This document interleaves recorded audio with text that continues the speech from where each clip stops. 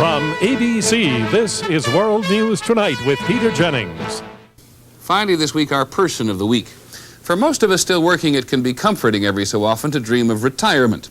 That is to say, the kind of retirement which is synonymous with relaxation. Out of the question for the woman we've chosen this week. If she had worked for a bank or an insurance company, she would have retired 33 years ago. A whole generation has come of age since then, and she is still working. She has spent the last 70 years trying to save the Florida Everglades. She is 98, and she is still at it. Well, of course I'm still working for it. I mean, I think the future of the Everglades is something that we've all got to work for. We've got to guarantee that the Kissimmee-Okeechobee Everglades Basin is maintained. Otherwise, the whole country will go to the dickens. It'll be a desert, and there won't be anybody want to live here. Marjory Douglas is not called the Grand Dame of the Everglades for nothing. She lectures and makes television appearances and bends politicians' arms and works the phones daily. It's very vital to the state, to the whole condition of South Florida. All in the name of preserving a wonder of nature. Why? Because they were there. Because they were there, because nobody else had done very much about them, and because I learned that they were so very important. And 80% of our rainwater comes from the wet Everglades. For almost all of this century, Mrs. Douglas has fought the efforts of developers to dig up or dredge these Everglades in southern Florida. For her, they are a river of grass, and she has helped to make people aware the Everglades are much more than a worthless swamp, which needed to be drained. It is a great body of water that above everything must be preserved. The American tendency to use things up has got to stop. We've got to realize what we've got and preserve it, and that goes for the entire country. And though her eyesight has failed in recent years, Marjory Douglas sees a lot more here than meets the eye. I can smell it, and I can taste it, and I can feel it.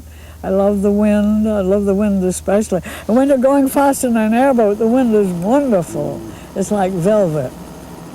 It comes as no surprise to Floridians that a conference on the future of the Everglades opening tonight in southern Florida probably would not have happened without the efforts of a Marjory Douglas.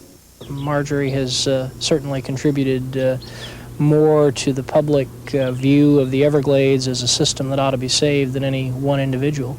Marjory has a kind of moral authority that makes her believable and makes people want to do what she says is the right thing. Marjory Douglas was born in Minneapolis and raised in New England. A stubborn Yankee, she says.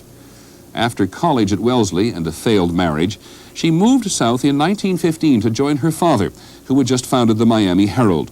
She worked as a reporter and a columnist, a magazine writer, and a novelist. It was a piece that she had written about the Everglades in 1920 that accelerated her interest in seeing that the waterway was not tampered with. I got interested in 1922 in the setting up of the Everglades National Park. The park became a reality in 1947. Today, when she is not on the lecture circuit, in even greater demand because Ms. Magazine has just made her one of its Women of the Year, she works at the small house she built in the 1920s in Coconut Grove.